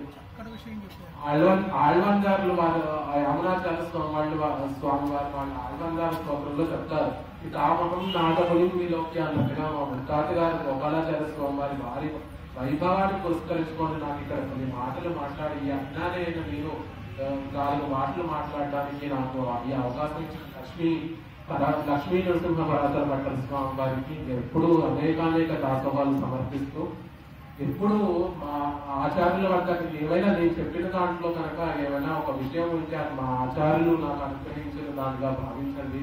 ఏమైనా తప్పులు చెప్పుంటే కనుక అజ్ఞానంగా దాసుని యొక్క అజ్ఞానంగా భావించి ఇక్కడ ఏం చేసి ఉన్న పెద్దలందరూ వారికి నిర్చేతమైన కృపతోటి నా దోషాలన్నింటినీ క్షమించి వారి కటాక్షాన్ని నా మీద కురిపించాలని దాసోహాలు సమర్పిస్తూ శోచిష్టాయాం సజనికులకం యాబలా జభుతే గోదాతస్యై నమైదమిదం భూయే వాస్తు భూయ మంగళాశాసన పరై సదాచార్య పురోగమై ఆచార్య మంగళం ఆచార్య సకృతాం దాసో. జయ శ్రీమన్నారాయణ. ఈ 59వ సభ పాల్గొనే కార్యక్రమంలో ఈ విశిష్టాంబిక ప్రజానికి సభల వ్యవస్థాపకులు మొత్తం 3.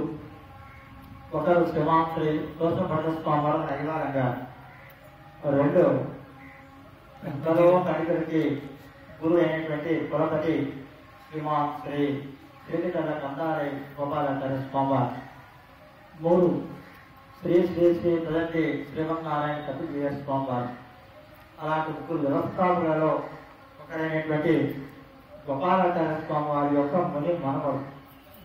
అలా వ్యవస్థాపకుల వంశం నుంచి మరలా ఒకరిని కొత్తగా ఇవాళ పరిచయం చేశారు మా లక్ష్మీనరసింహ భట్ట స్వామి వారు. వారు అమ్మవారి యొక్క వైభవాన్ని, కృష్ణగారి వైభవాన్ని రామాయణంలో సీతాదేవి పాత్ర ద్వారా వారు విషయాన్ని పరిధి దాటకుండా విషయాన్ని సులభంగా మనందరికీ కూడా వారు అందించారు. మా సహోదరుల వారికి శ్రీనివాస కలిగారు మంగళాశాసనం చేస్తారు. జై శ్రీమన్నారాయణ. జై శ్రీమన్నారాయణ. ఎంతో అదృష్టం వల్ల చక్కటి విషయం విన్నాం మనం. ఎందుకోసం అంటే ఎంతో మంది వెయిట్ చేస్తున్నారు ఇక్కడ, కానీ వెయిట్ చేస్తూ ముందర వారిని పొగటం వీళ్ళని పొగటం ఈ సమయమే ఎక్కువైపోతుంది మనకంతా కూడా. అని చక్కటి విషయాన్ని శ్రీ వచనభూషణం ఇడలోకాచార్యులు వారు మన శ్రీ వైష్ణవ సాంప్రదాయానికి అందించిన 18 రహస్యాల్లో ఒక దివ్యమైన రహస్యం మనకి అష్టాదశ రహస్యాలు ఉన్నారు. అష్టాదశ రహస్యాల్లో శ్రీవచనభూషణం చాలా విశేషమైన గ్రంథముది. అలాంటి విశేషమైన గ్రంథంలో పురుషకాల వైభవము, ఉపాయ వైభవం అని 2 వైభవాలు ఉన్నాయి. మొట్టమొదటి మనం ప్రారంభిస్తూ అసలు ఈ యొక్క శ్రీవచనభూషణం యొక్క గొప్పతనం ఏమిటి అంటూ 5 మనకి ప్రమాణమైనవి అంటే వేదము, స్మృతులు, ఇతిహాసాలు, పురాణము, అలాగే ఆగమాలు, ఇవి 5 కూడా మనకి ఉన్నాయి. అట్లాంటి 5 మనకి గొప్పవి ఏవి అని అంటే శ్రీ వైష్ణవ సాంప్రదాయాన్ని నిలబెట్టే గ్రంథాలు ఏవో తెలుసా? 2 గ్రంథాలు. ఒకటి ఇతిహాసాలు. ఆ 2 గ్రంథాల్లో రామాయణము శ్రీ వైష్ణవులకి సాంప్రదాయమైన ప్రమాణమైన గ్రంథం. రామాయణానికి మించిన సంప్రదాయమైన గ్రంథం లేనే లేదు. శ్రీ వైష్ణవులు పుట్టిన మీద పెట్టుకుని నేను శ్రీమన్నారాయణ యొక్క దాసుడిని అని చెప్పుకోవచ్చు అని అంటే రామాయణమే ప్రమాణము. పురాణాల్లో ఏమయ్యా శ్రీ వైష్ణవ పురాణము అని అంటే విష్ణు పురాణం మాత్రమే మనకి ప్రమాణమైనది. అట్లాంటి పరమ ప్రమాణమైన ఆ పురాణాల అన్నింటిలోకి కూడా ఇతిహాసమైన రామాయణంలో చెప్పిన ఆ అమ్మ యొక్క గొప్పతనము, వృషకాల వైభవం గురించి చక్కగా ఆయన మనకి సీతాదేవి ఎక్కడ రామచంద్ర వింటున్నాం, రామాయణం చెప్పేస్తున్నారు చాలా మంది, ఎన్ని చోట్ల రకరకాల రామాయణాలు చెప్తున్నారు. కానీ ఆవిడ మనకి జగజ్జనని తల్లి.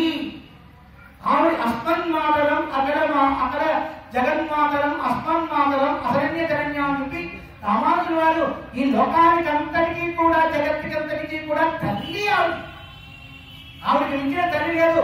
ఇంకో దేవత అమ్మలో కెమ్మలో అని మనం అందరూ అనుకుంటున్నాం, కానీ ఆవిడ తల్లి. అట్లాంటి జగజ్జనని ఆ శ్రీ మహాలక్ష్మి యొక్క స్వరూపం ప్రతిసారి అనుపాయిని స్వామి అవతరించినప్పుడల్లా వస్తూనే ఉంది. ఎందుకంటే స్వామివారికి చాలా సర్వస్వతంత్రుడు. అలాంటి సర్వస్వతంత్రాన్ని కాస్త మన మీద ఎక్కడికి ఎందుకు వస్తున్నాడు ఆయన? మనం రక్షించడానికి, ఆ రక్షకత్వాన్ని జాగ్రత్తగా కాపాడటానికి. లేకపోతే ఆయన రుణాల్లో ఆ రుణం జోడైపోతుంది. ఎందుకోసండి? ఎంత చక్కగా ఉన్నా శ్రీనివాసాచార్య గారు కోపచ్చి ఊళ్ళో చాలా మందికి బాగా తెలుసు, దేశం అందరికీ తెలుసు. టీఎస్ స్వామివారి దగ్గరికి కూడా బాగా తెలుసు, చిన్న టీఎస్ స్వామివారికి కూడా తెలుసు. ఎందుకంటే శ్రీనివాసాచార్య లాంటి కోపిష్టి వాడు దేశంలో లేడు అంటే దూర్వాస మహర్షికి సంతానంలో పుట్టినవాడు అందరికీ తెలుసు. కానీ అలాంటి దూర్వాస మహర్షి యొక్క గుణాలు కలిగిన వాడు కూడా భగవంతుని యొక్క సంబంధంతో జీవించగలగడం అంటే ఆవిడ కృప కాకపోతే ఎవరిది చెప్పండి? ఆ కృపతో ఎందుకోసం మనం చెప్పిన విషయాలు చాలా గొప్పవి. 6 సూత్రాలు 7 సూత్రాలు మనం చెప్పుకొచ్చారు పురుషకాల వైభవం గురించి. ఆ 6, 7 పురుషకాల ఆ శ్రీకృష్ణ చెప్పిన ఆ సూత్రాలు జాగ్రత్తగా అందుకనే సాంప్రదాయ గ్రంథాలు వినండి. సాంప్రదాయ గ్రంథాలు ప్రతిదీ కూడా వింటూ ఉండాలి. ఏదో సాంప్రదాయంగా మన సమాజానికి ఎందుకు జీవించడం కాదు, విషయాలు వింటూ లోపల స్వరూపం మారిపోవాలి. మారీచుడుగా రాక్షసుడుగా ఉన్న పైకి బంగారు లేడిగా ఎలా కనిపించాడో, సింగాదేవి కూడా కోరుకున్నట్టుగా కనిపించాడో అలా మన్ని కూడా పరమాత్మ చూసేట్టుగా కోరుకోవాలనిపించారు. అందువల్ల ఇప్పుడు ఈ చెప్పిన విషయాల్లో మనకి విషయం గ్రహించవలసినది మొట్టమొదటిగా తల్లికి ఉండవలసిన గుణం ఏదో తెలుసండి? ఆవిడకున్నది పురుషకారము అని చెప్పారు. దానికంటే ముందు ఏం చెప్పారు సార్? కృప. ఈ కృప గుణం గురించి చెప్పుకొచ్చారు సూత్రాలు కొన్ని. అలాగే పరతంత్రం గురించి చెప్పుకొచ్చారు.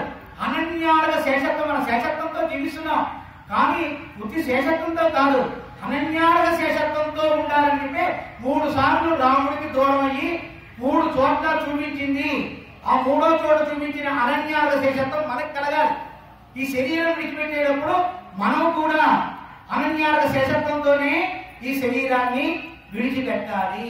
జీవించేటప్పుడు పరతంత్రంగా జీవించాలి. పరమాత్మ కృపతోనే పరమాత్మని మనం ఆశ్రయించాలి. ఆ కృపకి ఆ పాత్రుడు ఎవరు అంటే అమ్మే మనకి ఆ స్వరూపం. అసలు ఆవిడ లేకపోతేనే పరమాత్మ తనలో ఉన్న దయాగుణాన్ని అంతా, కృపాగుణాన్ని అంతా కూడా ఒక మొత్త చేసేసి తన గుండెల్లో పెట్టుకున్నాడు. అలాగే ఉరయమెండ్రు అలమేళ్ళు మంగై ఉరై మార్బా ఎంత అందంగా పెట్టుకున్నాడు, ముద్దలో పెట్టాడు. మన అందరూ బంగారం ఉంటే ఇంత చక్కగా ఒక బెల్లం చేసుకుని మెడల్లో వేసుకోవట్లేదు. అలాగే పరమాత్మకు ఉండే గుణాల్లో ఉండే దయాగుణము, కృపాగుణము, ఇది పురుషకారము అనే ఒక గొప్ప స్వరూపాన్ని అలా అందంగా ఒక బెళ్ళ కింద తయారు చేసుకుని అచ్చు పోసేసుకున్నట్టు. ఇంకంతే కవచమండలాలతో ఎలా అయితే కర్ణుడు పుట్టాడో అలా పరమాత్మ పుట్టినప్పుడు కదా వామనావతారంలో కూడా అలాగే ఉంటాడు. ఆ అచ్చుతో లాగే ఉంటుంది. అందుకోసమే వామనుడికి దానం కూర్చుంటున్నప్పుడు బలిచక్రం తీస్తున్నప్పుడు ఆవిడ అస్తమాటు ఆయన కొంగు తీసి ఇలా చూస్తుంటా. ఎంత గొప్పవాడు ఎవరండి బలిచక్రవర్తి ఎంత గొప్పవాడు అని చెప్పి ఆ కొంగు తీసి చూస్తుంటా. కలరు ఉండు చెప్పి ఈయన చదువుకుంటున్నట్ట ఈ పైన ఆ కృష్ణాదినాన్ని ఆ వామనుడు అంతటి దయాగుణం ఆవిడ ఎందుకు చూస్తుందో తెలుసండి, ఎంత గొప్పవాడో. ఎందుకంటే ఆవిడ యొక్క దయ లేకపోతే రసాతనంలో పరమాత్మ వాడికి దాసుడుగా ఉంటాడు. అంతటి కృపని మనకు చూపించింది అవతారంలో మన తల్లి. అట్లాంటి విషయాలు, మంచి విషయాన్ని మనకి చక్కగా ఏకం గోపాలచార్య ఉభయ వేదాంత పండితులు, కులపతులు మనకి వారి గొప్పతనాన్ని చెప్పడానికి మన నోరు సరిపోదు. వారి వంశంలో మున్మనవుడుగా పుట్టి వారు ఈ సంవత్సరం ఇక్కడికి వచ్చి ఈ యొక్క సభా ప్రాంగణంలో పురుషకార వైభవరాలైన ఆ శ్రీవచన భూషణంలో పిల్లలోకాచార్యులు వారు, ఎందుకు పిల్లలోకాచార్య శ్రీవచన భూషణానికి ఎంత గొప్పతనం ఉందో తెలుసా మీకండి? శ్రీవచన భూషణాన్ని ఎక్కడో వరదరాజులు ముందర చెప్పాట. కొన్ని సూత్రాల ద్వారా చెబుతూ ఉంటుంటే ఒక దాసుడికి, అలాంటి దాసుడు స్వామి ఇంకా విషయాన్ని కృప చేయండి అని అడిగితే, ఇక్కడ కాదు శ్రీరంగం వెళ్ళవయ్యా అని అంటారట. ఆ శ్రీరంగం వెళ్ళవయ్యా అన్నప్పుడు ఆ శ్రీరంగం వచ్చి వారు మూల కూర్చుని తమకి వరదరాజులు అనుగ్రహించిన ఆ సూత్రాలన్నింటినీ అనుభవిస్తూ ఉంటే అవే సూత్రాలని పిల్లలోకాచార్యులు వారు తమ శిష్యులు కూర్చుని పెట్టుకుని ఆ శ్రీరంగంలో ఒక మూల చెప్పుకుంటూ ఉన్నారు. ఆ చెప్పుకుంటూ అక్కడ వెళ్ళి వారిని సేవించుకుని, స్వామి ఈ విషయాలన్నీ మీరు ఎక్కడి నుంచి చెబుతున్నారంటే రంగనాథుడు అనుగ్రహంతో చెప్తున్నారు. కాబట్టి మీరు వరదరాజులు మీరే, కాబట్టి మిమ్మల్ని ఆశ్రయించి నేను ఆ యొక్క గ్రంథాన్ని అంతటినీ పూర్తి చేసుకుంటానని చెప్పి అప్పుడు అడిగాక పిల్లలోకాచార్య గారు, మీకు వరదరాజులు చెప్పిన విషయాలు ఏమిటో చెప్పండి అని అడిగారు. అప్పుడు వరదరాజులు చెప్పిన విషయాలని చెప్తే అవును అని చెప్తూ రండి వెయిట్ చేయండి అని దృష్టిలో కూర్చోబెట్టుకుని ఈ శ్రీవచన భూషణ గ్రంథాన్ని అంతటినీ కూడా అనుగ్రహించే చాలా మంది దీన్ని దూషించి రకరకాలుగా శ్రీవచన భూషణాన్ని దూషించి ఏమన్నారు తెలుసండి, దాంట్లో చెప్పిన విషయాలన్నీ కూడా ఎందుకు కూడా అవి అలాగా ఆ విషయాల వలన ప్రయోజనం లేదు దానికి ఏమీ లేదు అని చెప్పిన విషయాల గురించి దూషిస్తే రంగనాథులు బయటకు వచ్చినప్పుడు అలాగే మనవాళ్ళ తీయదు, అలాగే మనవాళ్ళ నాయక్ అని వీళ్ళు సోదరుడు వారిద్దరు బ్రహ్మచారులు మనకు పనిచేయరు, బ్రహ్మచారులు పనిచేయరు అంటున్నారు చాలా లోకంలో. కానీ ఇద్దరు పిల్లలోకాచార్యులు వారు బ్రహ్మచారులు, మనం చూస్తే ఆచార్యులు కూడా బ్రహ్మచారులే కనబడతారు, ఎవరో ఇద్దరు సంసారాలు కనబడతారు. అట్లాంటి అడగలిగే మనవాడ వారు ఏం చేశారండి, మనకి ఆ రంగనాథులు 4 వీధులు పొరపాటు చేస్తారు. ఆ 4 వీధులు పొరపాటు చేసేటప్పుడు ఒక్కొక్క ప్రకరణం అని చెప్పి ఆచార్య హృదయ ప్రకరణాన్ని చెబుతూ ఉంటుంటే స్వామివారి యొక్క మెడలో ఉన్న రంగనాథుల యొక్క మెడలో ఉన్న మానవ కింద పట్టాయి. ఇది సత్యం సూత్రాలు ప్రతి కూడా సత్యమైనవి, దీన్ని తెలుసుకోండి. ఈ విషయాన్ని దాని చక్కటి విషయాన్ని మనకి అనుగ్రహించారు. పరమ ప్రమాణమైన గ్రంథము శ్రీ వచన భూషణం. అట్లాంటి శివశంలో విషయాలు చెప్పారు. ఇప్పుడు మన తాత్కాలికంగా ఇక్కడ ఈ కోరుకొండ గ్రామస్తుల్లో మనకి ఇక్కడ పండితులుగా ఉండేవారు. ఉభయ వేదాంత పండితులు కుటుంబకుల అప్పలాచార్య స్వామి వారు, ఉభయ వేదాంత శిరోమణి గారైన వెంకటమ్మ గారు, వారి యొక్క వంశంలో వారి యొక్క కుమార్తెగా ఉండేవారు సక్కుబాయి గారు. సాకులూరి అని పేరు మాత్రం కొంతమంది, కానీ ఆ సాకులూరి వారి